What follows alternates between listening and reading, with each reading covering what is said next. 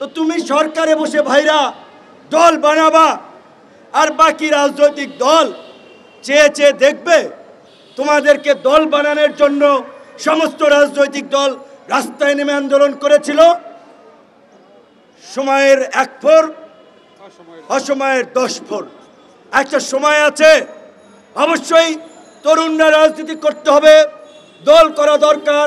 অভ্যুত্থানের পরে আরো 2-4টা দল হওয়া দরকার। এক্স আর্মি অফিসার দল করেছে, করতেই পারে।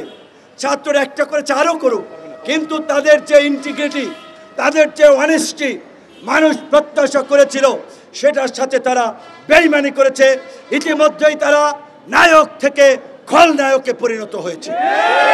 কাজেই আওয়ামী লীগকে নিষিদ্ধের দাবিতে ডাবল স্ট্যান্ডার্ড গেম কেউ না খেলে আমরা গণ অধিকার পরিষদের মতো সকল রাজনৈতিক দলকে রাজপথে নেমে আওয়াজ তোলার আহ্বান জানাই এবং প্রধান উপদেষ্টা সহ এই সরকারকে পরিষ্কারভাবে জানিয়ে দিতে চাই, এই গণ অভ্যুত্থানের প্রকৃত মাস্টার মাইন্ড কারা, কিভাবে এই আন্দোলন কোথায় কিভাবে হয়েছে, সেটা 18 থেকে এই কোটা সংস্কার থেকে রাষ্ট্র সংস্কার আওয়াজ উঠানো তরুণরা জানে। কাজে আপনারা যদি তরুণদের এই আন্দোলনের স্পিডের সাথে প্রতারণা করে কোনো ফরম্যাটে আওয়ামী লীগকে ব্যাক করানোর চেষ্টা করেন, আপনাদেরকেও গদি থেকে নামতে হবে, এটা জেনে রাখেন। নাপা নাগরিক পার্টি, কাজেই এই নাপার নেতাদেরকে দিতে হবে তারা কেন জাতীয় সরকার গঠন করেন নাই। আর আপনারা যদি বিপ্লবের প্রকৃত চেতনা ধারণ করেন, সরকারের থেকে সুবিধা এবং ভাওতাবাজি রাজনীতি না করে জনতার কাতারে এসে রাজপথ থেকে আপনারা আওয়ামী লীগ নিষিদ্ধের দাবিতে আন্দোলন করেন, আবার কাঁধে কাঁধ মিলিয়ে জুলাই গণ অভ্যুত্থানের মতো বাংলাদেশকে আওয়ামী মুক্ত করি। কিন্তু ক্ষমতার চেয়ার বড়ই মহব্বতের চেয়ার, বড়ই ভালো লাগার চেয়ার, একবার ওইখানে বসলে আর কেউ ছাড়তে চায় না। যেই লঙ্কায় যায় সেই রাবণ হয়।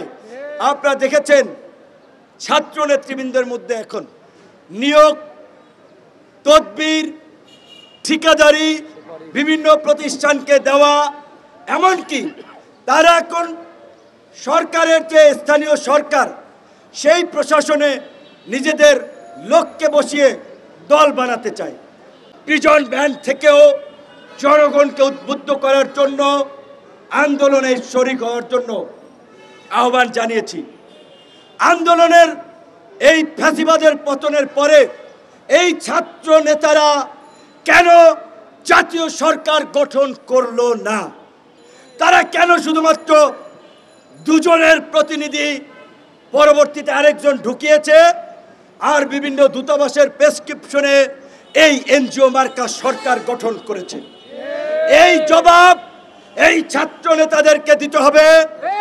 যদিও তারা এখন আর ছাত্র নেতা নাই, তারা এখন জাতীয় রাজনৈতিক দল এনসিপির নেতা হয়ে গিয়েছেন, দাঁড়িয়ে আছে। এইখানে সকলের ধৈর্য, বুদ্ধিমত্তা এবং সহনশীলতার প্রয়োজন। আমরা বারবার বলছিলাম এই সংকট জাতীয় সংকট, জাতীয় ঐক্য ছাড়া, জাতীয় সরকার ছাড়া এই সংকট মোকাবেলা সম্ভব নয়। এই বক্তব্য 2 বছর আগে দিয়েছি। ইউটিউবে যান, গুগলে যান। আমরা জেলের মধ্যে ছিলাম, আমরা তো হাউস কইরা জেলে যাই নাই। আন্দোলনের কারণে জেলে নিয়েছিল, নির্যাতন করেছিল, তারপরেও কম্প্রোমাইজ করি নাই।